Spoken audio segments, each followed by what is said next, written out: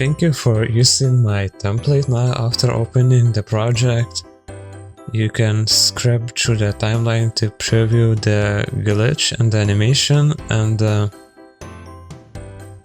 now to import your logo into this placeholder, we need to right click, select import,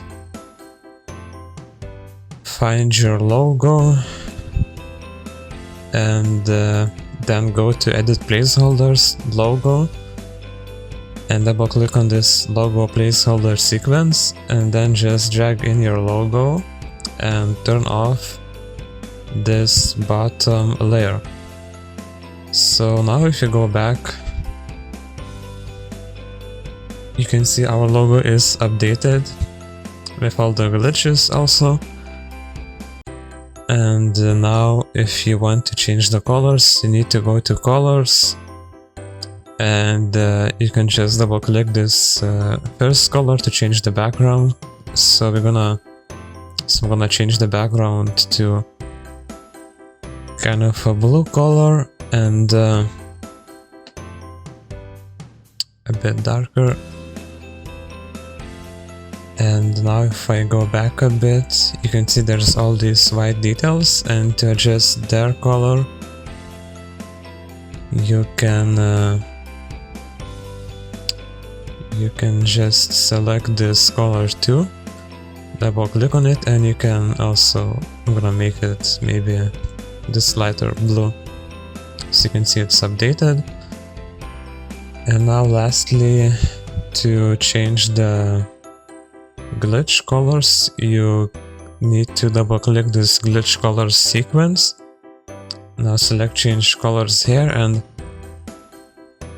under effect controls you'll find these two effects. So one is to change the colors quickly, and another is advanced controls for the colors. So with the quick effect you can just adjust this number and you'll change all the whole color palette of the glitch. So you can see now it's more like red and green,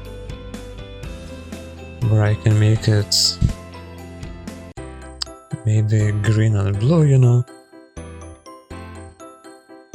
whatever I like. And then the second controller is a bit more advanced, so you can adjust each of the colors extensively, you know, how much red there is versus green, and so on. So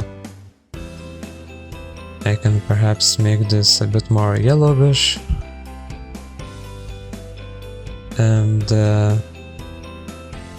but I can also, also you can adjust the saturation of this glitch over here.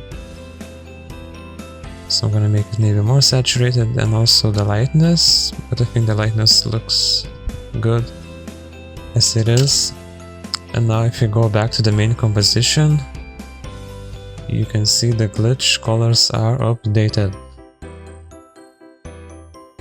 And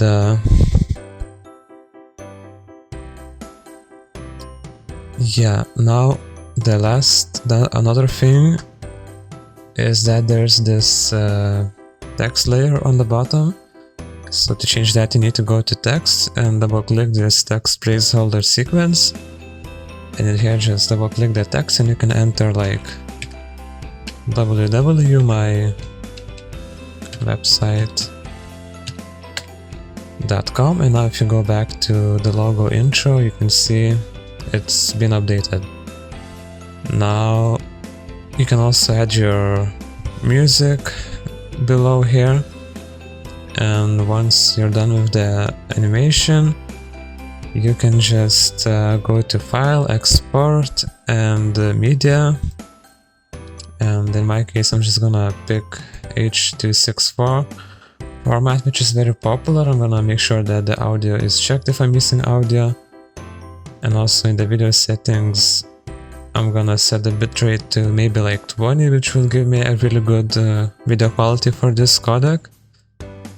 And for the audio, I would select maybe AAC and 320 bitrate, as that also makes the audio sound good. And I'll just specify where you want to export this animation, maybe like over here, and just click export. So yeah, if you like my work, you can check out my other templates in my profile. You can also follow me, or if you need any help, you can always message me. And yeah, I guess I'll see you in the next tutorial. Bye.